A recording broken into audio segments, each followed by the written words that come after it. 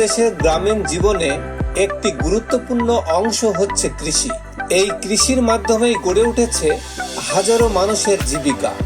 বদলে যাচ্ছে গ্রাম বাংলার চিত্র।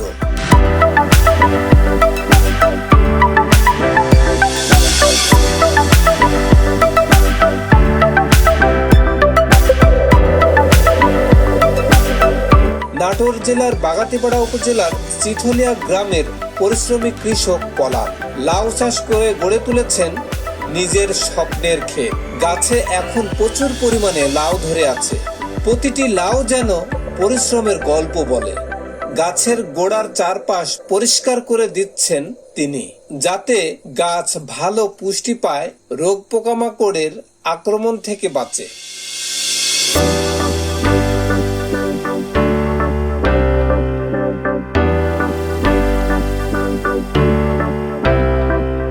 গাছের বাড়তি পাতাগুলোও ছেঁটে দিচ্ছেন পলাশ। এতে গাছের মধ্যে সহজে আলো বাতাস প্রবেশ করে।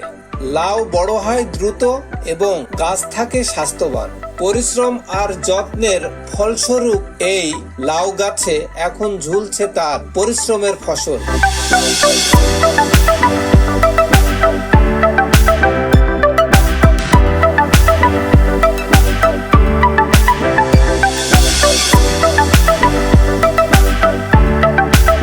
পাতা কাটলে কি গাছ দুর্বল হয় না? দুর্বল তো হয়, কিন্তু ফল অনেক নষ্ট হয়, পচা পানি যায়। তো এই পাতাগুলো যেগুলো মরা পাতা মানে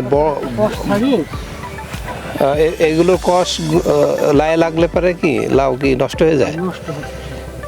আচ্ছা,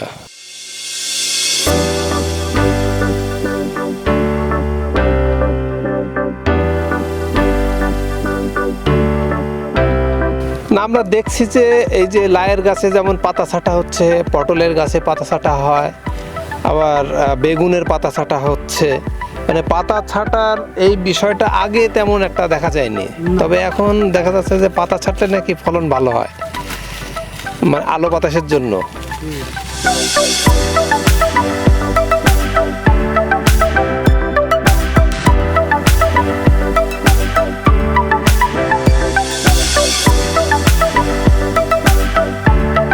পলানের মতো আরো অনেক কৃষকই আমাদের দেশের অর্থনীতিকে এগিয়ে নিচ্ছেন নীরবে নিভৃতে। এই পরিশ্রমী মানুষের ঘামেই তৈরি হচ্ছে বাংলাদেশের সবুজ কৃষিভিত্তিক শক্ত ভিত্তি। সময় কি এই মাঠে থাকা লাগে? এখনই মানুষের ভয়, তাছাড়া এমনিতে কোনো বিষয় নেই। এই চাষ পদ্ধতি কি সহজ মনে হয়? মানে লাগাই দিলাম হয়ে গেল, পানি লাগবে শেষ, মানে গোড়ায় রস। আজ লাউ কাটা হলো 2 দিন 4 দিন।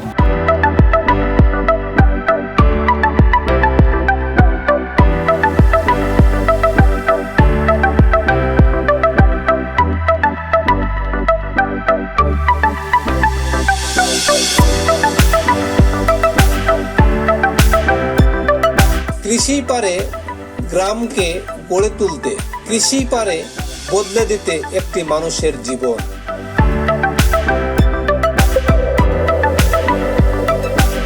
চাষের জন্য কি আর বেশি কষ্টকর? কষ্ট নয় তো, এখন কষ্ট হচ্ছে প্রতিদিন কাটতে হবে। এই মানে প্রতিদিন না কাটলেই বুড়া হয়ে যাবে।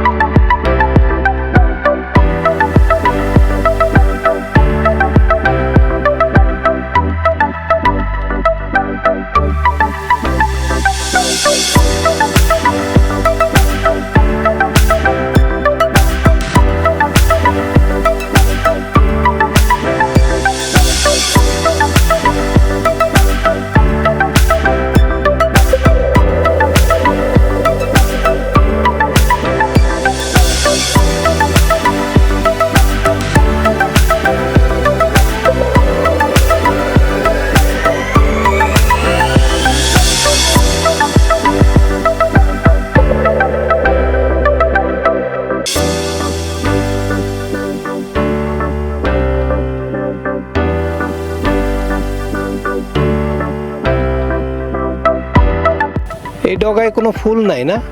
ফুল আছে, ফল নাই। মানে এটা কি মদ্দা গাছ? মদ্দা ডোগা। আহ,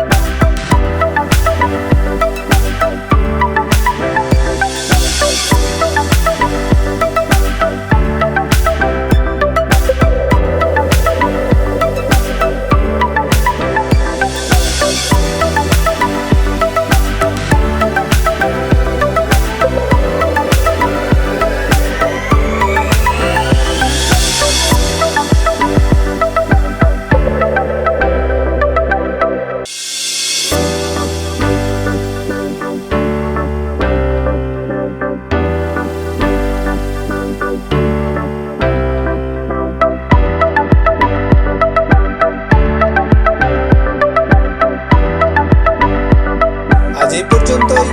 ভালো থাকবেন, সুস্থ থাকবেন, কৃষি তালুকার সাথে